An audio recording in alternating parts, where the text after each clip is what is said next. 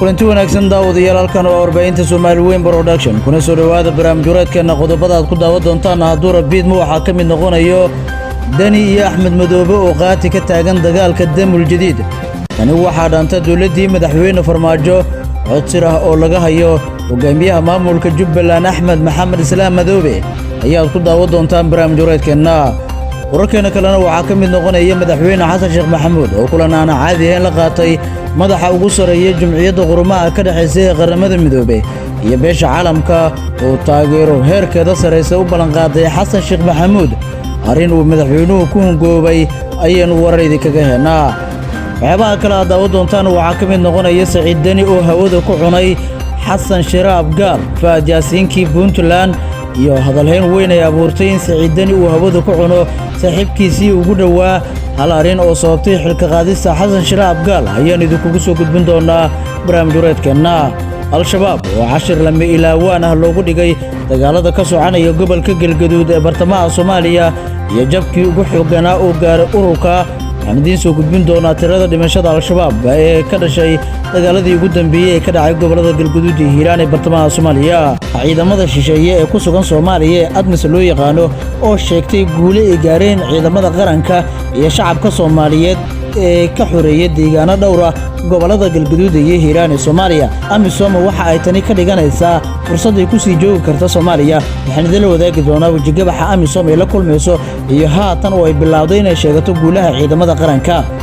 qodobadaas iyo kuwa kale oo xasaasi ah ayaan idin haynaa daawadayaal asaatee marka hore dhamaantiinba waxaan idin ka codsanaynaa inaad muuqaalkan aad like dhaadaan sidoo kalena haddii aad nagu cusub tahay subscribe garayso bartaan YouTube-ka una share garayso muuqaalkan saaxiibada kale ee jecel inay mar walba ay helaan wararkii ugu dambeeyay ee Soomaaliya iyo caalamka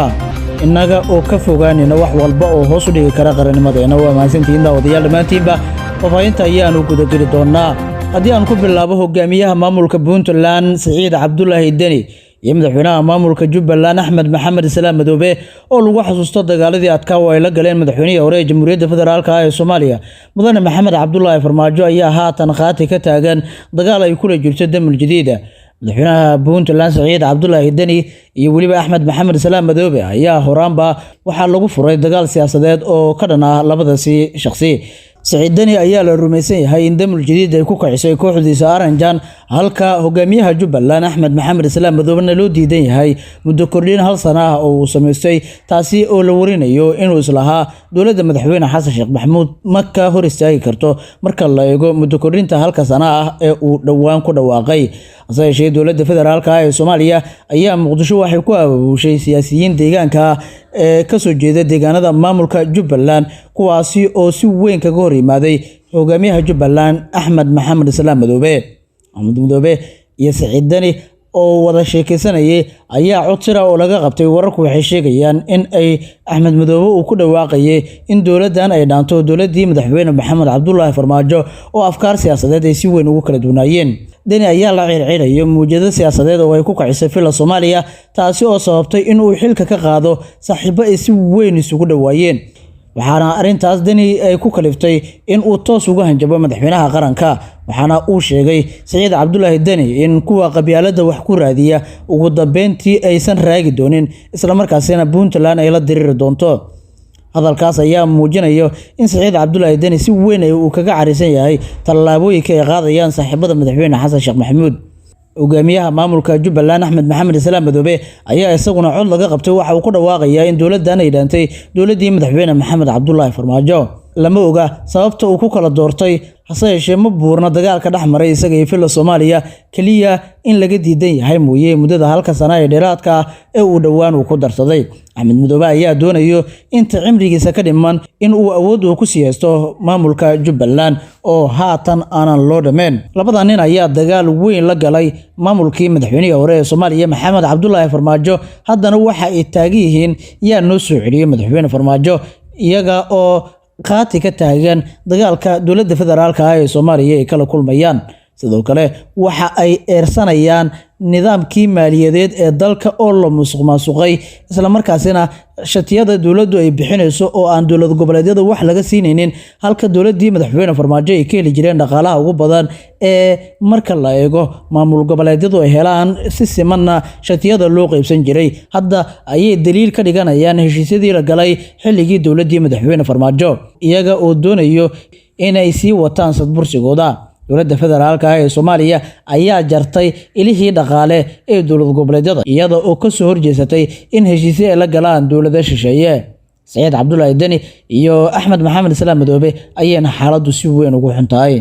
geesta kaleetana AMISOM ayaa waxa ay sheegtay inay qayb ka ahayd dagaalkii gobolada Hiiraan iyo Galgaduud ee bartamaha Soomaaliya lagaga xoreeyay dagaalamayaasha Al-Shabaab war ka soo baxay AMISOM ayaa lagu sheegay inay qayb ka ahaayeen dagaaladii lagu hobtay ee ka dhacay gobolada Galgaduud iyo Hiiraan ee bartamaha Soomaaliya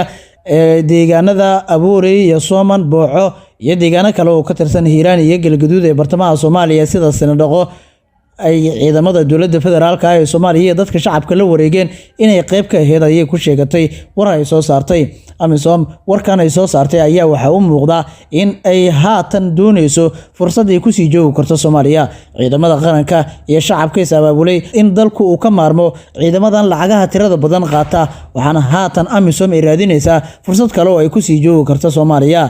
bayaanka ay soo saartay ayay ku beeninayaan hadalka madaxweynaha qaranka kaasi oo uu ku sheegay in ciidamada xoogga dalka Soomaaliya iyo kuwa dadka deegaanka ama shacabka Soomaaliyeed ay Al-Shabaab iska dulqaadeen AMISOM ayaa u muuqata in hadalkan ay ku ceebeynayso madaxweynaha Jamhuuriyadda Federaalka ee Soomaaliya maadaama ay sheeganayso guulo ciidamada qaranka ay gaareen isla markaasina madaxweynuhu